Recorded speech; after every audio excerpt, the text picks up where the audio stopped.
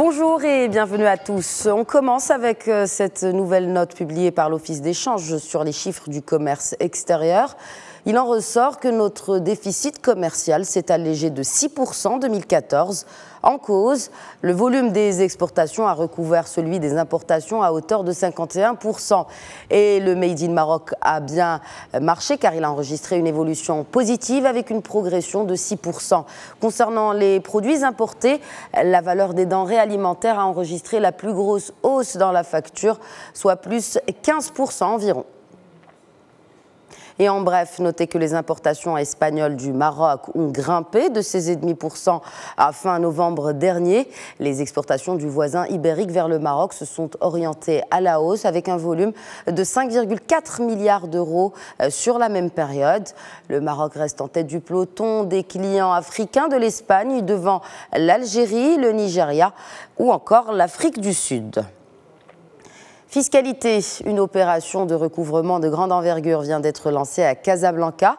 Elle devrait s'étendre sur le reste du territoire marocain. Elle concerne les contribuables qui ne paient pas leurs taxes locales, que ce soit pour les entreprises ou pour les particuliers. Et afin de mieux identifier les fraudeurs, le fisc casablancais va utiliser la base de données de la LIDEC. On enchaîne avec les infos entreprises. Attijari Leasing reçoit le feu vert du gendarme de la bourse tunisienne pour son emprunt obligataire d'une valeur de 20 milliards de dinars tunisiens, soit 10,45 millions de dollars. Cette levée de fonds pourrait être portée à un maximum de 30 milliards de dinars tunisiens. L'opération est en fait la deuxième phase d'un emprunt global de 31 millions de dollars destiné à financer l'exploitation de la société Attijari Leasing. Et Unimer Africa qui choisit la Casablanca Finance City pour y installer son siège régional. Le spécialiste du poisson décroche ainsi automatiquement le statut CFC. Et selon un communiqué de l'entreprise, le statut permettra de consolider la présence africaine du groupe, ce qui représente une étape clé dans son développement dans le continent. Et pour mémoire, Unimer Africa est une filiale qui a été spécialement créée pour le développement d'investissements stratégiques en Afrique.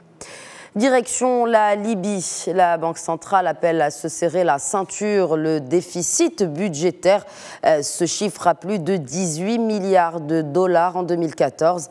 L'institution appelle à prendre des mesures urgentes, l'austérité pour éponger le déficit et protéger les réserves de change. Les conflits qui déchirent le pays depuis la révolte de 2011 ont fait plonger la production libyenne de pétrole. Avec 1,5 million de barils jour au temps de Kadhafi, la Libye ne produit dorénavant que 350 000 barils quotidiens, soit en chute de 75%.